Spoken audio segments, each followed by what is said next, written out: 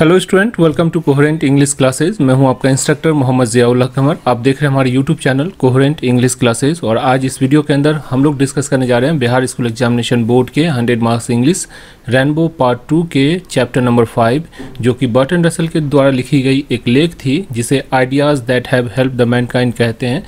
और उसका ये तीसरा भाग है। इससे पहले के 2 भाग हमारे यूट्यूब चैनल इसी चैनल पे अपलोड कर दी गई है। प्लेलिस्ट में जाइए, वहाँ पे आपको सारी वीडियो चैप्टर नंबर 1 से लेकर चैप्टर नंबर 5 तक का आपको वहाँ पे मिल जाएगा। तो एक एक करके आप वीडियो को ज़रूर देखना स्टार्ट कीजिए। आइए स्टार्ट करते हैं पार्ट 3 को। इसके अंदर हम लोग सबसे पहले लाइन बाय लाइन ट्रांसलेट करेंगे, पूरी चैप्टर का एक्सप्लेन करेंगे और साथ में जो है इसके वर्ड मीनिंग को भी देखते हुए चलेंगे। तो आइए स्टार्ट करते हैं। Paragraph number 4, as to happiness. Happiness का मतलब क्या होता है? हैप्पीनेस का मतलब होता है खुशी या प्रसन्नता जो होती है उसको कहते हैं। तो एज टू हैप्पीनेस, जहाँ तक खुशी या प्रसन्नता की बात है, आई एम नॉट श्योर, मैं उतना अस्वस्थ नहीं हूँ, मैं इतना श्योर नहीं हूँ, मैं उतना अस्वस्थ नहीं हूँ। बट इट इज़ ट्रू, ये सच है कि चिड़िया die of hunger in large number during the winter. मैंने पिछले जो पार्ट 2 में मैंने ये एग्जाम्पल लिया था और इसी एग्जाम्पल को यहाँ पे लेखक ने लिया है कि जो बर्ड्स होती है, जो चिड़िया होती है, इट इज़ ट्रू, ये सच है, डाई ऑफ हंगर। हंगर मतलब होता है भूख। तो ये जो मरती है भूख से इन लार्ज नंबर, बहुत अधिक संख्याओं में भूख से मर जाती है ड्यूरिंग द विंटर, विंटर के अंदर। विंटर देखिए, जो यूरोपियन कंट्री है और इंग्लैंड का जो इलाका है, उस इलाके के अंदर क्या होता है कि ठंड का जो मौसम आता है तो उसमें पूरा का पूरा जो ज़मीन होता है उस पर बर्फ़बारी हो जाती है और बर्फ़ की चादर से ढक जाता है। तो जैसे ही बर्फ़ की चादर से ढक जाता है तो उसमें क्या होता है कि कोई भी जगह ज़मीन नहीं रहती है, तो चिड़िया जो है दाना चुगने के लिए उसको जगह नहीं मिल पाती है। दूसरी चीज़, ठंड अधिक होती है, जिसकी वजह से क्या होती है कि ठंड के मौसम में यूरोपियन जो कंट्री होती है, यूरोपियन जो देश होते हैं, उसके अंदर जो चिड़िया होती है बहुत अधिक संख्या में भूख के कारण मर जाती है। If they are not birds of passage, अगर वो चिड़िया घरेलू चिड़िया न हो। बर्ड्स ऑफ पैसेज का मतलब हुआ जो पिंजरा में कैद चिड़िया होती है। मतलब जैसे हम बाज़ार से एक चिड़िया को लेकर आए, तोता को, और उसको पिंजरा में कैद कर दिए, तो उसको तो खाना देना उसके घर के मालिक का कर्तव्य होता है। तो वो चिड़िया जो है, जो पिंजरे में कैद है, वो भूख से नहीं मरती है, ठंडी हो या गर्मी हो। लेकिन जो चिड़िया वाइल्ड बर्ड्स होती है, मतलब कि जो जंगली चिड़िया होती है, वो चिड़िया जो है भूख के कारण मर जाती है। बट ड्यूरिंग द समर, लेकिन समर के महीने में या समर के समय में, मतलब जो गर्मी के समय में, they do not foresee this catastrophe. Catastrophe का मतलब होता है त्रासदी या बर्बादी। मतलब इतनी संख्या में जो इसकी बर्बादी हुई थी, मरी गई थी, तो इस कैटेस्ट्रॉफी को, ये जो तबाही है, उस तबाही को फोरसी नहीं कर पाती। फोरसी का मतलब होता है उसका आभास नहीं कर पाती, उसको एहसास नहीं होता। जैसे ही गर्मी आ जाता है तो क्या होता है, उसको एहसास नहीं होता है कि फिर ठंड आने वाला है, और इस ठंड के अंदर जो क्या होगा, उस ठंड के अंदर जो है फिर से जो हमारी जाति है, मतलब जो चिड़िया है, उसकी आबादी, उस चिड़िया की जो मौत है फिर उतना ही होगी। तो ये वो जो चिड़िया है वो नहीं समझ पाती है। और रिमेंबर, या फिर वो याद भी नहीं रख पाती है, how nearly it befall them in the previous winter. और ये याद भी नहीं रख पाती है कि कितनी करीब से ये जो भूख है, मतलब जो ये भूख प्यास जो है, उसको झेला था पिछली सर्दी में। विथ ह्यूमन बीइंग, लेकिन इंसान जो है, ह्यूमन बीइंग जो है, द मैटर इज अदरवाइज, मनुष्य के साथ ही जो मामला है वो अन्यथा है, मतलब कुछ अलग है। इंसान जो है उलट सोचता है। आई डाउट वेदर, मुझे शक है कि the percentage of bird that will have died of hunger, मतलब कि जो परसेंटेज ऑफ, मतलब कि जो प्रतिशत है चिड़ियाओं का, that will have died of hunger, जो मर गया होगा भूख से, ड्यूरिंग द प्रेजेंट विंटर, जो कि मर गया होगा भूख से। ये जो लेख लिखा गया था 1946-47 में लिखा गया, तो ये जो गर्मी की वजह, ठंडी की वजह से मर गया था 1946-47 में, जो चिड़िया मरा होगा, एज ग्रेटर एज, उतना ही बड़ा है जितना, the percentage of human being that will have died of this cause, कि जो परसेंटेज है, मतलब जो संख्या है ह्यूमन बीइंग का, जो इंसान का, जो मर गया होगा इसी काउज से, यानी भूख और प्यास से, in India and central Europe. अब देखिए 1946-47 में क्या हुआ था इंडिया के अंदर। 1946-47 में हमारा देश आज़ाद होने वाला था। तो हमारे देश के नेता हो या फिर इंग्लैंड की जो शासन व्यवस्था है, वो सारे के सारे देश को आज़ाद कराने पे और जो कानून बनाने पे लगी हुई थी। और ऐसा बताया जाता है कि 1946-47 के अंदर इंडिया के अंदर ऐसी भूखमरी थी कि इंसान जो है नरभक्षी हो गया था। नरभक्षी का मतलब होता है जो इंसान को खाने लगा था। इस तरह का जो है सो हालात पैदा हो गया था इंडिया के अंदर। पूरा भूख से जो है लोगों की जो है जान निकल रही थी। तो 1946-47 में जो बहुत बड़ी तबाही आई थी और बहुत ज़्यादा संख्या में इंसान मरे हैं। तो वो एक रिलेशन स्थापित करते हैं, लेखक कहते हैं कि जो चिड़िया मरी है जितनी संख्या में यूरोप के अंदर ठंडी के अंदर, उतनी ही संख्या में जो इंसान हैं वो इंडिया और सेंट्रल यूरोप जो है उसके अंदर मरे हैं सेम पीरियड में, मतलब उसी पीरियड के अंदर। But every human death by starvation is preceded by long period of anxiety. But every human death, लेकिन हर इंसानी मौत जो होती है, यानी हर इंसान की जो मौत होती है बाय स्टारवेशन। स्टारवेशन का मतलब होता है भूखमरी जो होता है उसको कहते हैं। तो भूखमरी से जो इंसान की मौत होती है इज प्रीसीडेड बाय, उसके पीछे छोड़ जाती है क्या चीज़? Long period of anxiety. देखिए आप भूखे हैं तो क्या भूख से आदमी शाम को भूखा रहा सुबह में मर जाता है? नहीं। जब इंसान की क्षमता के अनुसार कोई 10 रोज़ भूखा रह के मरता है, कोई 15 रोज़ भूखा रह के मरता है। और जब भूखा रहता है तो इंसान छटपटा कर मरता है, मतलब बड़ी ज़्यादा जो है उसके अंदर जो एंजाइटीज़ पैदा हो जाती है। जब भूख से मरता है इंसान तो बेचैनी बेताबी जो पैदा होती है और मतलब वो आदमी तरफ तरफ के मरता है। तो यही यहाँ पर लेखक कहते हैं कि हर इंसान जो भूख से मरता है वो तरफ तरफ का मरता है। And surrounded by the corresponding anxieties of neighbour. और यही तर्पण, मतलब देखिए आपके इलाके के अंदर या आपके पड़ोसी में कोई आदमी है जो भूख से तरफ का मर रहा है, तो क्या आप एकदम चैन से बैठे रहेंगे? नहीं, आपके अंदर भी बेचैनी पैदा होगी। आप भी उसकी जो बेचैनी को देखकर आपको भी तकलीफ़ और जो है सो दर्द का एहसास होगा। तो ये इंसान जब भूख से मरता है तो क्या होता है, वो अपने तो तरपता है और उसकी तरफ को देखकर जो उसके पड़ोसी होते हैं, नेबर्स होते हैं, वो भी जो है इससे परेशान होते हैं। We suffer not only the evils that actually befallen us, यानी कि हम वही तकलीफ़ या विपदा, इविल्स का मतलब होता है तकलीफ़ या विपदा जो होता है उसको कहते हैं। तो हम सिर्फ वही विपदा से ग्रसित नहीं होते हैं जो हमारे ऊपर बिफॉल हो गया। बिफॉल का मतलब होना है किसी हमारे ऊपर आ पड़ा, यानी वही तकलीफ़ से हमको तकलीफ़ नहीं होती है जो हमारे ऊपर आई हो। But all those that our intelligence tell us we have reason to fear. लेकिन हम जो है उस तकलीफ़ के साथ साथ दूसरे और वो सारी तकलीफ़ जिससे हमारी जो बुद्धि है वो कहती है इससे डरना चाहिए। जैसे मान लीजिए कि भूख से कोई पड़ोसी आपका तड़प रहा है, आपको क्यों तकलीफ़ होना चाहिए? इसलिए तकलीफ़ हो रहा है कि कल चलकर अगर हमें भी इस तरह की हालात पैदा हो जाए तो हमारे साथ भी इस तरह का हो सकता है। तो इससे क्या होती है, हमारे अंदर डर, खौफ और घबराहट पैदा होती है। The carving of impulse to which we are led by forethought। आवेग के नियंत्रण जो अग्रिम की चिंता करने से आई है, मतलब कि आगे के बारे में सोचकर। जैसे आप के पड़ोसी तरफ के मर रहे हैं, आप आगे की चिंता कर रहे हैं कि इसके बाद हो ना हो हमारी बारी हो या कुछ दिन के बाद हम भी इस तरह से भूख से मर जाए। तो ये जो अग्रिम की चिंता से जो आई है, avert physical disaster at the cost of worry and general lack of joy. और चिंता के फल के रूप में जो क्या होती है कि हमारे ऊपर जो शरीर की आपदाओं और गम की ओर मोड़ देती है। मुझे जो है मतलब कि शरीर के ऊपर भी, मतलब मानसिक रूप से जो है हमारे ऊपर एक तनाव पैदा हो जाता है और फिर हम जो है गम की ओर जो है मुड़ जाते हैं।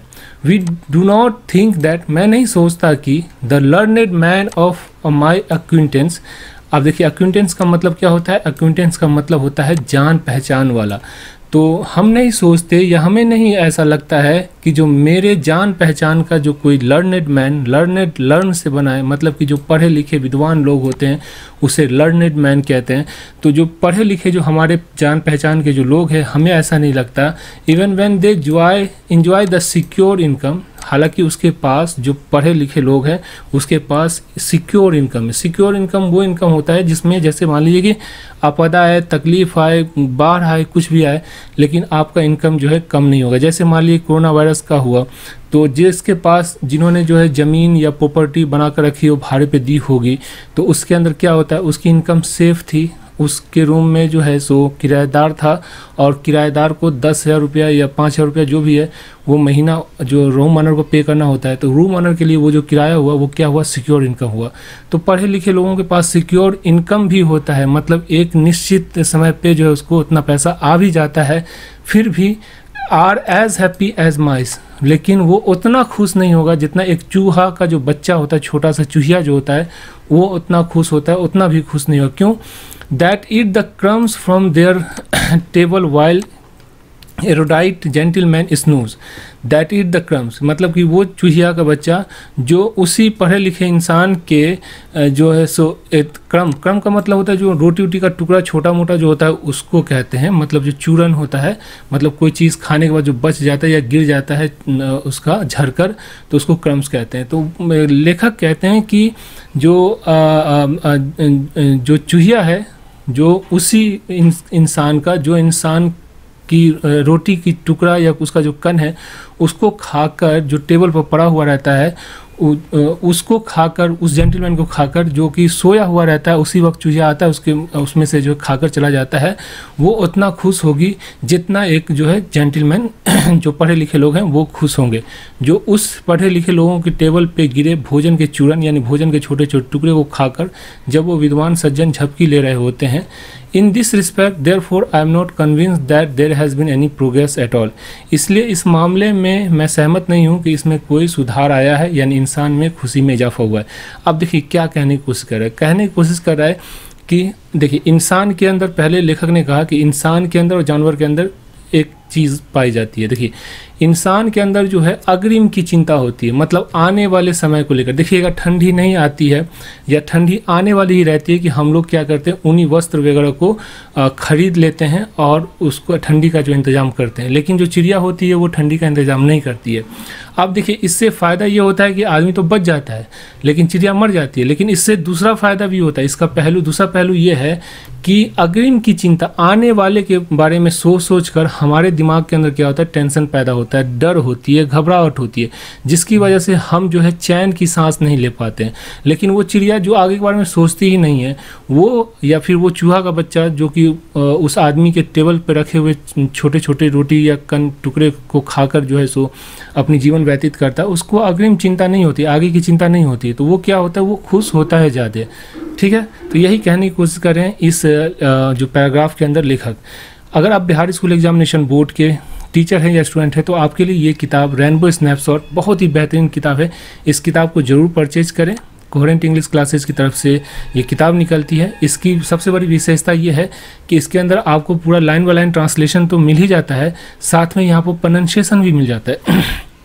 यहाँ देखिए, as to happiness I am not so sure, इस तरह से करके आपको जो प्रोनाउंसिएशन मिल जाता है। तो घर पर बैठकर आप इसकी जो है तैयारी कर सकते हैं। पढ़िए, जब तक आप मुंह नहीं खोलिएगा, जब तक आप पढ़िएगा नहीं, जब तक आप रीडिंग नहीं मारिएगा, तब तक आपकी इंग्लिश जो इम्प्रूव नहीं होगी, आपके अंदर जो अटकन है वो ख़त्म नहीं होगी। और ये किताब आपके लिए बहुत ही बेहतरीन किताब है।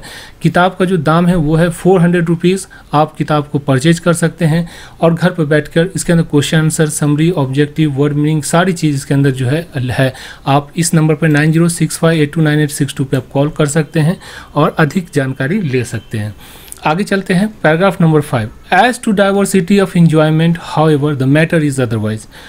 As to diversity of enjoyment, जहाँ एंजॉयमेंट मतलब कि आनंद लेने के जो तरह तरह के जो तरीके हैं, however the matter is otherwise, वहाँ पे जो है मैटर जो है, मामला जो है कुछ अलग है। यानी कि जहाँ तक आनंद उठाने की जो विविधता का सवाल है वहाँ पर मामला जो है कुछ अलग है। आई रिमेंबर, मुझे याद है, reading an account of some lion, मैं पढ़ रहा था कुछ शेरों के बारे में। मतलब जो लेखक कहते हैं कि कोई लेख था या कोई रिसर्च पेपर था जो कि एक शेर प्रजाति जो होती है, लायन जो होती है, उसके बारे में थी, तो उसको पढ़ रहा था। Who were taken to movie, मतलब जो शेर है उसको ले जाया गया सिनेमा दिखाने के लिए, यानी जो फिल्म है उसको दिखाने के लिए ले जाया गया। Showing the successful depredation of lion in the wild state, और उस मूवी के अंदर ये दिखाया गया था कि जो शिकार करते हैं शेर, डिप्रेडेशन का मतलब होता है शिकार करना, तो जो शेर जो शिकार करते हैं उस मूवी के अंदर दिखाया गया था कि किस तरह जो है शेर शिकार करते हैं। But none of them got any pleasure from the spectacles, लेकिन उसमें से किसी को, जो शेर है जिसके बारे में बताया गया कि शेर किस सफलतापूर्वक जो है कोई शिकार को करता है, उसके बारे में दिखाया गया, लेकिन उसमें से किसी भी शेर को उस एक्सपेक्टिकल मतलब जो तमाशा था, मतलब जो मूवी थी, उससे कोई भी प्लेजर यानी कि कोई भी जो है खुशी प्रदान नहीं हुई।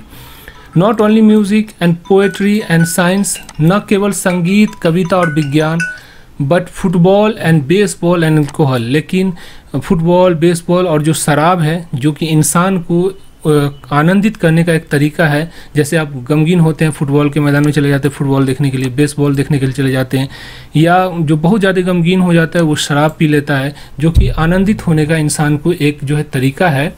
Afford no pleasure to animal, लेकिन ये सारी तरीका जो है जानवर को आनंदित नहीं कर देता है, मतलब कि जानवर को आनंद इससे कुछ भी नहीं मिलता है।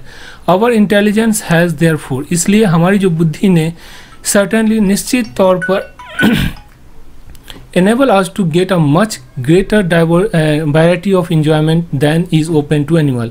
आनंद उठाने के जो बहुत सारे जो मार्ग है उसको खोल दिया है जानवर के मुकाबले, यानी कि जानवर को आनंदित होने के लिए एक दो मौका मिलता है, मतलब जैसे शिकार करना, खाना, इसमें आनंदित होता है जानवर, लेकिन हमें जो आनंदित होने का जो तरीका है वो बहुत सारा है। But we have purchase this advantage at the expense of much greater liability to boredom, लेकिन हमने इस लाभ को उब जाने के बहुत बड़ी जिम्मेदारी के बदले खरीदा है, यानी कि हम जल्दी आनंदित भी हो जाते हैं और बहुत जल्दी उसी काम से जिससे आनंदित होते थे उससे उब जाते हैं। यानी एक फिल्म है आपको और उस फिल्म को बार बार दिखाया जाए, रोज़ आपको दिखाया जाए, तो क्या आप उससे उतना ही आनंदित होंगे जो पहली बार आनंदित हुए थे? नहीं, आप जो है एक समय आएगा जिसमें आप उब जाएंगे, या एक ही काम को बार बार करने से आप उब जाते हैं। तो यही लेखक कहते हैं कि हमारे पास तो आनंदित होने के डिफरेंट तरीके हैं, लेकिन हमारे साथ एक और लायबिलिटी यानी एक और जिम्मेदारी बढ़ गई, वो ये कि हम जल्दी तो किसी काम से आनंदित हो जाते हैं, लेकिन जो है फिर बाद में क्या होते हैं कि हम उसी काम से जो है सो फिर बोरिंग भी फील करने लगते हैं। Paragraph number 6, but I shall be told that, लेकिन मुझे बताया गया है कि it is neither number not multiplicity of pleasure that max the glory of man, ना तो मनुष्य की संख्या का अधिक होना, ना ही खुशियों का अंबार होना मनुष्य की मनुष्य को जो है महिमावान बनाता है।